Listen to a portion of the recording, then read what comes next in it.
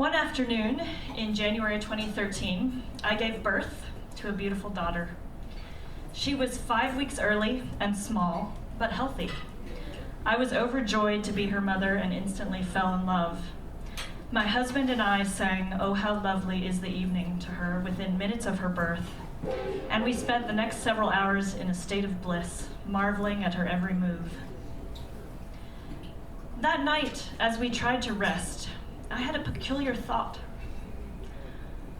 What if I were to throw my daughter down the spiral staircase in our home? Ashamed, I confessed the thought to the nurse on duty. She kindly suggested that I was exhausted from my labor and should get some sleep. She would take care of our baby for the night. The next day, a social worker summoned by that nurse visited us and became the first of many professionals to help me understand my postpartum mind. As the days, weeks, and months of my daughter's first year went by, I bonded deeply with my daughter. At the same time, I intermittently had scary thoughts about harming her or myself. Terrified, I tried to counter the thoughts with certain repetitive behaviors, phrases, images, thoughts, and musical patterns. This condition, I came to learn, is called postpartum obsessive-compulsive disorder, or PPOCD. Unlike postpartum depression, PPOCD is not a widely known condition. It affects only about 3 to 5% of postpartum women, according to some sources. Mothers who experience it often have no reference for their suffering and believe that if they tell someone, social services will take their baby away. Thus, many women do not seek treatment, resulting in an underreporting of the condition. I was lucky, in contrast, to receive excellent medical care from 2 psychologists and a neurologist who recognized the illness. I was also treated with strong medications and joined a support group in the Healthy Expectations Perinatal Mental Health Program at Children's Hospital, Colorado. And as a side note, I'll just recommend that to anyone who may be needing or know someone who needs help in the front range around any illness or mental illness having to do with around the time of birth. PPOCD arises out of a deep protective instinct gone awry. Because I was so determined to keep my daughter and myself safe, I looked every minute for danger. Everything in the room became a potential weapon in my mind. When I was in the kitchen, I imagined picking up a knife and stabbing my baby. In the bathroom, I pictured myself drowning her. In a parking lot, I imagined myself leaving her in her car seat on the ground and driving away. The scary thoughts were also about myself. I pictured killing myself by jumping over railings, taking whole bottles of medicine, or drowning in a lake. When my anxiety was at its highest, these thoughts would persist in periodic episodes lasting hours, even while I was lovingly caring for my daughter.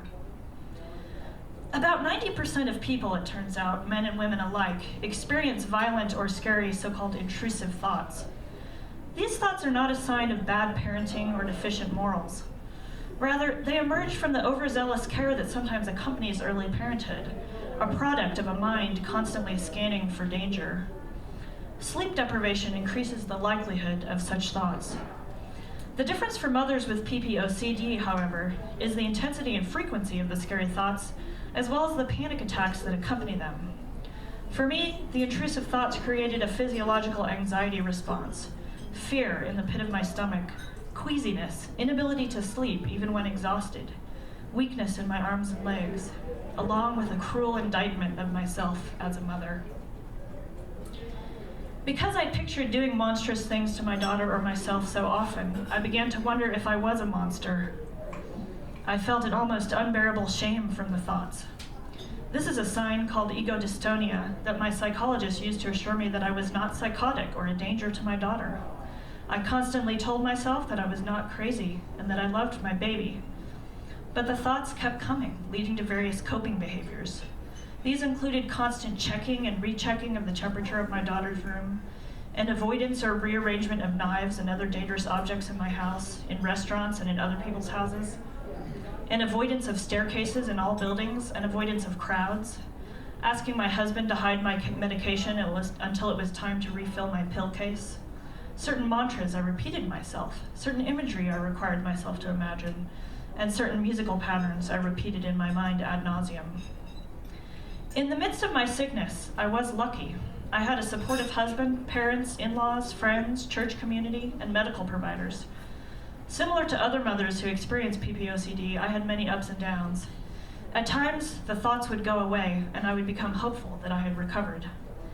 Then the thoughts would return. Around my daughter's first birthday in January 2014, I began my real recovery. My anxiety attacks became less frequent, finally fading to almost nothing. I felt as if I had experienced a second extended labor and delivery, much more difficult than the first. While I cared for my daughter with tenderness during her first year and loved her deeply, it was only during her second year that I began to believe that I was, in fact, a good mother. In the 4 movements of String Quartet OCD, I have sketched the emotional landscape of my PPOCD experience. In the first movement, I portray the obsessions, the intruders, in all their suddenness, violence, and repetition. This movement is a textural fugue, inspired by one meaning of fugare in Italian, to dispel or rout. The marking at the front of the score is fugando I demoni, which means dispelling the demons. The quote-unquote subject texture of the fugue is symbolic of the intrusive thoughts themselves. I find this material with its dissonant intervals and sol ponticello timbre, that's when they play close to the bridge, to be unsettling and alarming, much as my thoughts were. The constant undercurrent of anxiety that I felt is represented by the counter-subject texture, a rumbling figure in minor thirds. The episodes of the fugue represent the various attempts I made to control my thoughts, including a musical pattern of the resolution of fully diminished seventh chords, which is a structure built from 2 tritones. The second movement begins with a tense, fragile music representing my suggestibility early in my illness. In this movement, I continue to explore the forms my compulsions took. Its title, "You Must Think I'm Made of Candy Glass," refers to one of the phrases I repeated to myself each time I had an intrusive thought. It came from an episode from season 3 of The West Wing, when a character scoffs at someone who thinks she's emotionally fragile. Resolving tritones and fully diminished seventh chords also appear in this movement. And there is a repeating pattern of minor chords derived from the resolutions of a fully diminished seventh chord in all its possible tonal interpretations.